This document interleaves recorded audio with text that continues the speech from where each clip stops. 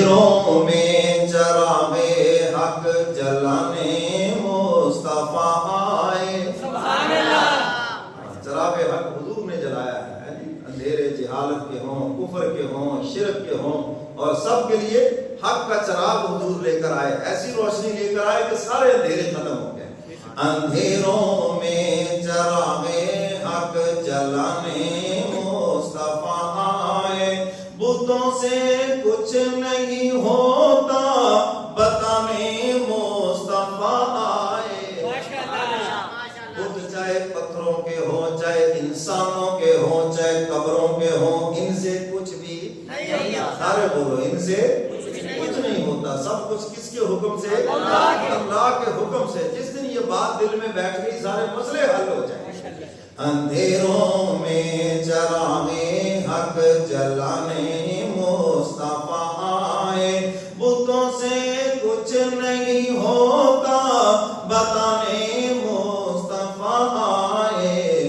اندھیروں میں چراغے حق جلانے مصطفیٰ آئے.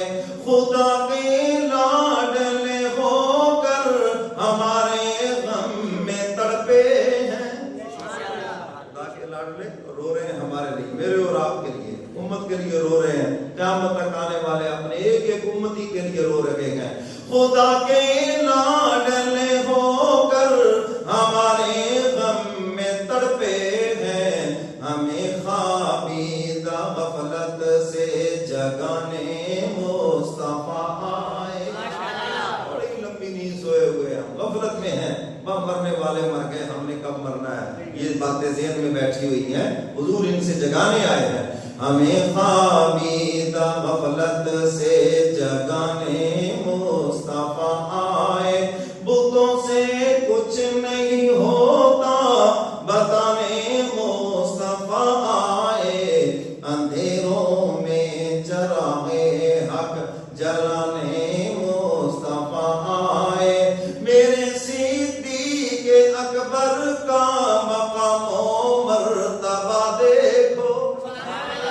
میرے صدیق اکبر کا مقام و مرتبہ دیکھو.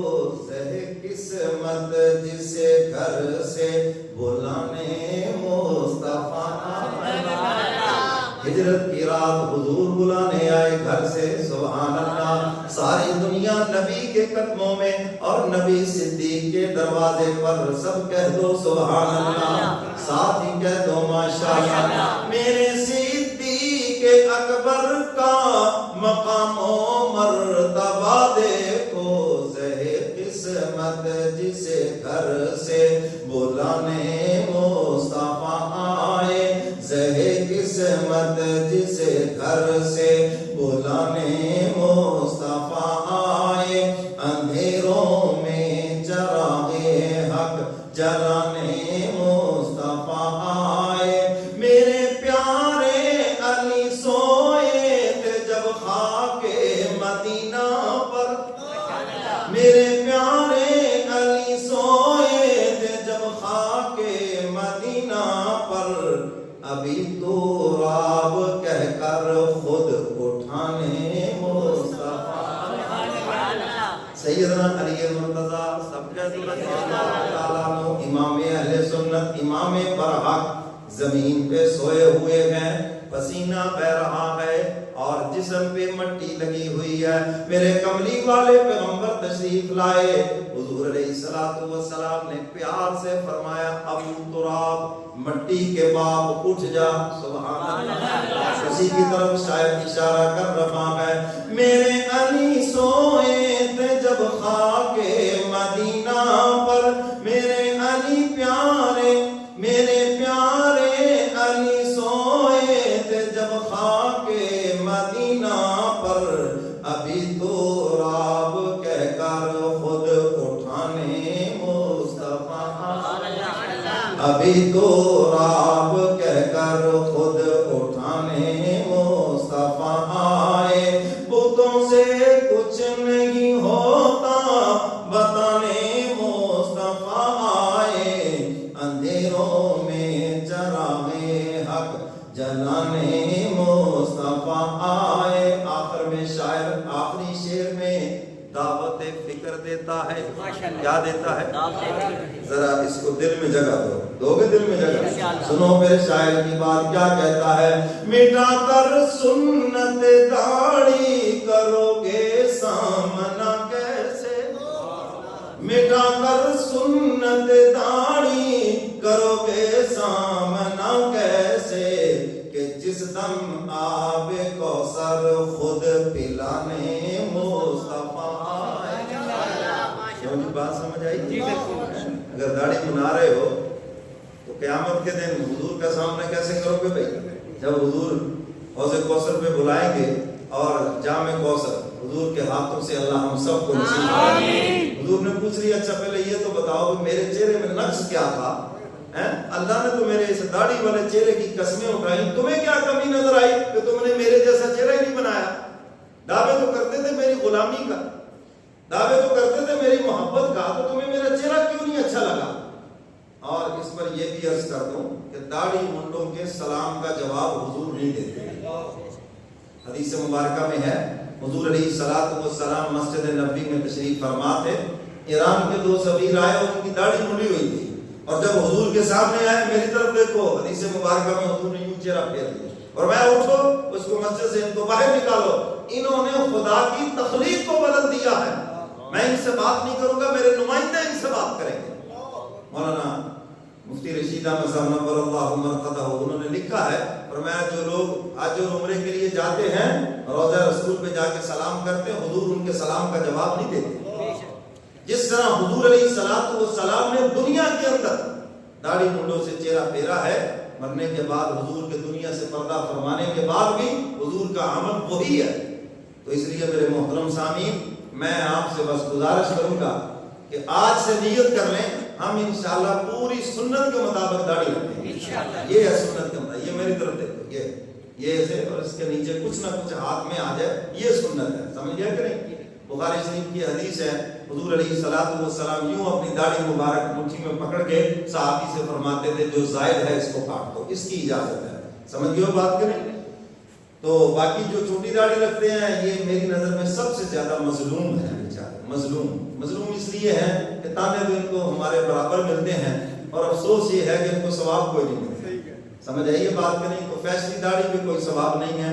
حضرت پیرا پیر شیخ عبد القادر جیلانی رحمۃ اللہ علیہ رو رہے ہیں, یا اللہ قیامت کے دن اعمال اچھے ہوں تو ٹھیک ہے, ورنہ نبینا کر کے اٹھانا تیرے محبوب کے سامنے شرمندہ نہ ہو جائے. تو ہم نے بھی تو محبوب کا سامنا کرنا ہے نا. حوض کوثر پہ حضور ناراض ہو گئے تو پھر کیا کریں گے؟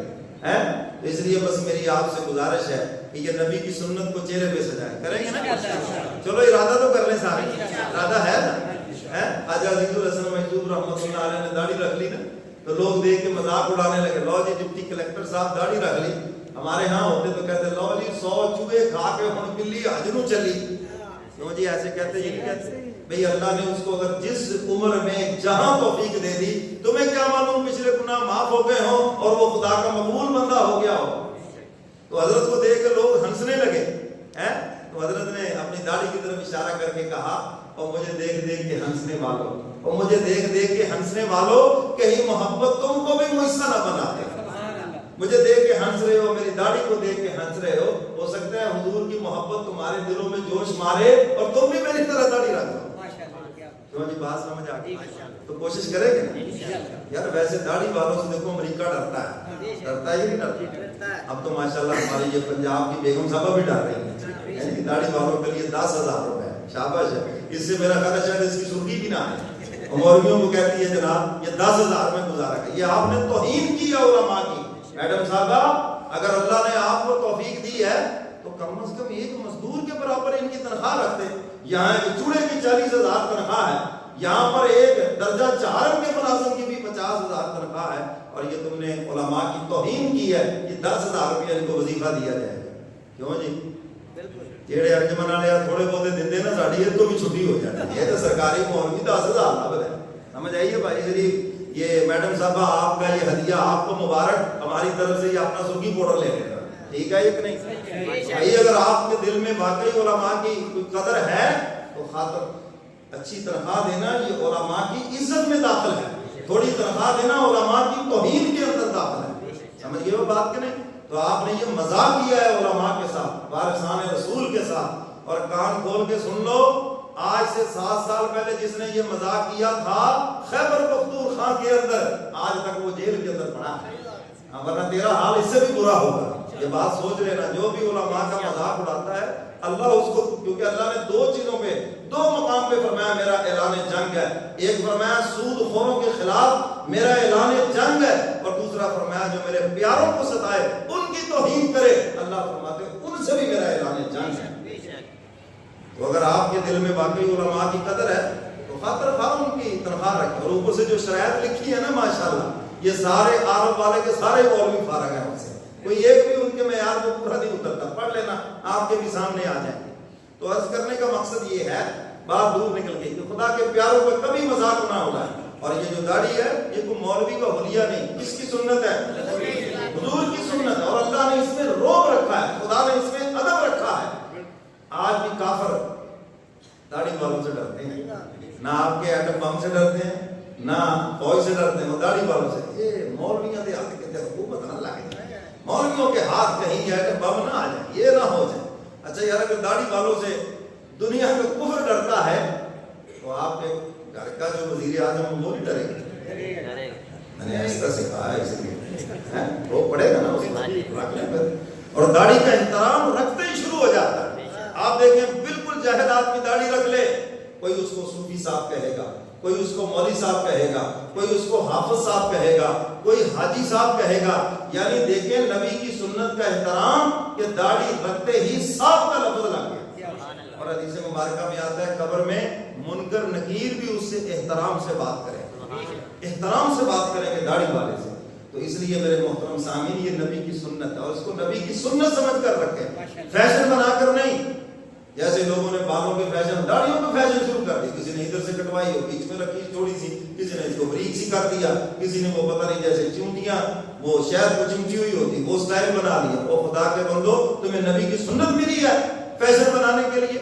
تو شاعر اس لیے دعوت فکر دے رہا ہے، اندھیروں میں چراغے حق جلانے مصطفیٰ آئے، بتوں سے کچھ نہیں ہوتا بتانے مصطفیٰ آئے۔ سبحان اللہ۔ اب شاعر جو دعوت فکر دیتا ہے پھر آخر میں پھر سنا دیتا ہوں، مٹا کر سنت داڑھی کرو گے سامنا کیسے، کہ جس دم آب کوثر خود پلانے مصطفیٰ آئے، کہ جس دم آب کوثر خود پلانے مصطفیٰ آئے، اندھیروں میں چراغے حق جلانے مصطفیٰ آئے۔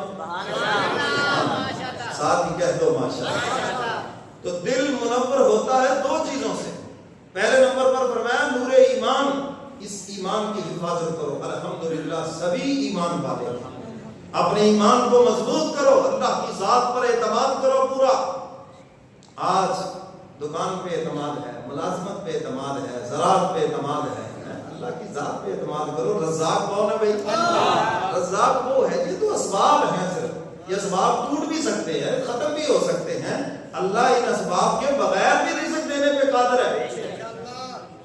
یہ پرندے کون سی دکان کرتے ہیں؟ یہ جانور کون سی دکان کرتے ہیں؟ یہ شیر جو ہے نا یہ صرف گوشت کھاتا ہے، یہ کس قصاب کی دکان پہ جاتا ہے؟ گوشت کا، اس کو خوراک ہی گوشت ہے جی۔ اسی طرح اور جانور ہیں جو صرف گوشت کھاتے ہیں، تو اللہ ان کو رزق دیتا ہے۔ ہاتھی جو ہے کہتے ہیں تقریباً 25 من کے قریب روزانہ چارہ کھا جاتا ہے، تو اللہ اس کی ڈیمانڈ پوری نہیں کرتا؟ اللہ جب جانوروں کو رزق دے رہا ہے ان کی ڈیمانڈ پوری کر رہا ہے، آپ تو انسان ہیں، اشرف المخلوقات ہیں، ذرا اس کی ذات پہ بھروسہ تو کر کے دیکھیں۔ میں یہ توکل علی اللہ فہو حسبہ، اللہ فرماتے ہیں جو میرے اوپر بھروسہ کرتا ہے میں اس کے لیے کافی ہو جاتا ہوں۔ اگر کوئی ایک دروازہ بند ہو جائے میں 100 اور کھول دیتا ہوں، اس کے لیے کیا مشکل ہے؟ اگر کوئی ایک طرف سے خسارہ ہو جائے تو دل چھوٹا نہیں کرنا، کسی اور طرف سے اتنا عطا کریں گے خود حیران ہو جاؤ گے۔ ذرا اس کی ذات پہ اعتماد تو کر کے دیکھو گے۔ تو فرمایا نور ایمان، اس سے دل روشن ہوتا ہے، اور دوسری چیز فرمائی کہ تقوی سے انسان کا دل روشن ہوتا ہے، قلب سلیم بنتا ہے، اور تقوی نام ہے خدا کی مان کر چلنا۔ تقوی کس کا نام ہے؟ صرف خالی اللہ کا ڈر نہیں، ڈر سے مراد اللہ کی فرما برداری ہے. تقویٰ نام ہے خدا کی مان کر چلنا، یا اپنے دل میں اللہ کی محبت کو بسا لینا کہ میرا مولا مجھ سے ناراض نہ ہو جائے. جس کے دل میں اللہ کی محبت بیٹھ گئے، جس کے دل میں اللہ کا ڈر بیٹھ گیا، فرمایا اس کا دل تو روشن ہو گیا. تو ایمان تو سب کے پاس ہے، اگلی چیز ہے نور تقویٰ.